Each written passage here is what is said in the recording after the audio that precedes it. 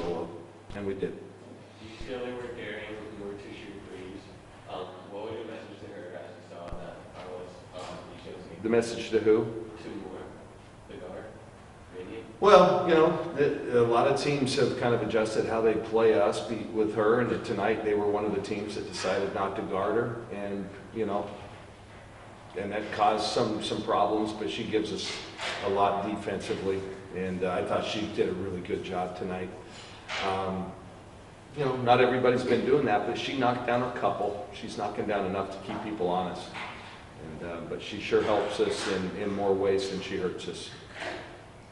How early into the game did you know that Ruthie was going to have such an impact like that tonight? Well, we worked on it all week long.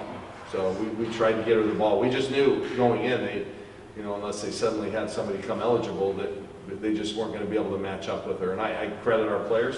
They got the ball into her tonight. But yeah, that's part of the plan. I think sometimes we forget about Ruthie. You know, Satu is an elite player. Sabrina gets, you know, so much attention.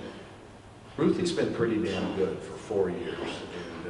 And without Ruthie, Sabrina isn't Sabrina. And she'd be the first to admit that.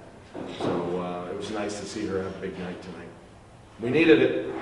What did you guys learn from your two earlier season losses that Those are so long ago that we've moved on. That was 11 games ago, and we've won 11 games, 8 of which were against top 25 opponents.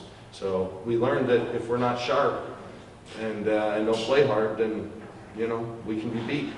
The game at Louisville was on a 9-game road trip. It was the 4th game, 3rd in 3 days, and we played like we'd been on the road 9 days, quite frankly. Shot 6 of 35 from the 3-point line, and you know, you do that, you're going to lose. And then the Arizona State game, we blew a big lead late, and but I think that's kind of really galvanized this team. I think we played a lot harder since then.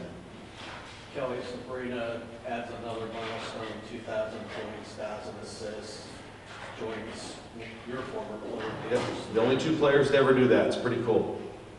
Just coincidence you coach both, or it just with the Nope, system? but blessed, believe me. 8 years of my coaching career has been with those 2 at point guard. Not many coaches get that opportunity. And I think they would be the first to say that they have great teammates. Courtney had great teammates surrounding her at Gonzaga. We have a system that allows them to play the way they do, and Sabrina has the same here.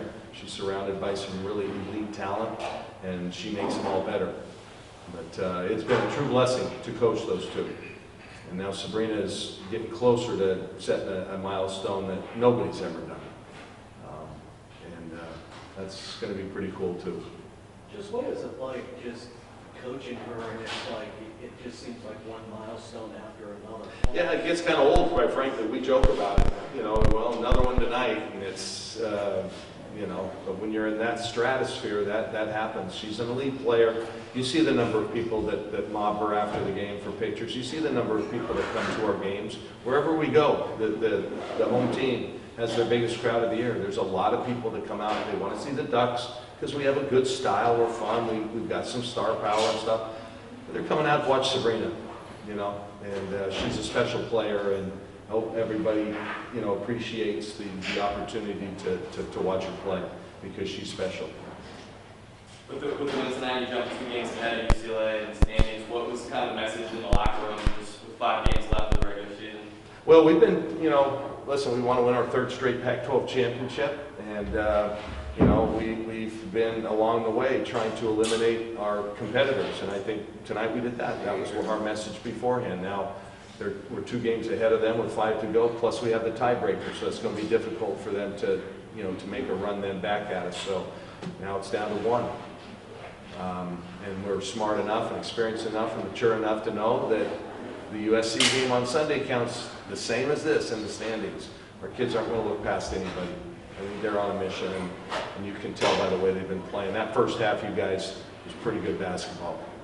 We made a really good basketball team struggle, and then we just luckily held on. That we got to get better at. Any word for when you're in the top 10 team? Because I think your average margin against the top 10 is like 17 now. Yeah, well, I don't know. We don't really try to prove anything, we just want to go out and prove that we are better on that day. You know, I don't think it's something that we concern ourselves about, but we've been playing really good basketball. You know, you look at the numbers offensively and defensively, we're right now the most efficient team in the country.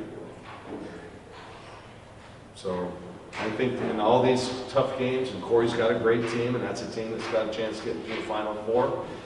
And, you know,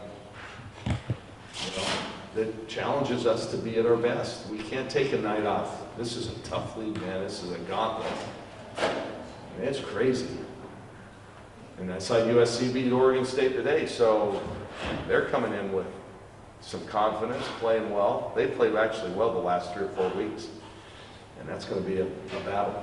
You kind of feel like with things the past couple of weeks, because it looked like it was going to be a dogfight for that #1 seed in Portland, that the road is kind of cleared for you? Well, no. I mean, we got to win on Sunday. That's seriously. We're too mature, experienced to buy into that. But we have put ourselves into that position. We win the Pac-12, they're going to put us there. That's bottom line. And I don't think anybody has as many top 10 wins as we do. I'm counting now five top 7 wins. Not many people can put that resume out there, especially a couple of them now 3 of them on the road. So you don't take it one game at a time? You have to. You have to. If we lose on Sunday, then this game means nothing. I mean, honestly, that's the way you got to look at it. All right, thanks. Okay, you guys, thanks. Thank you.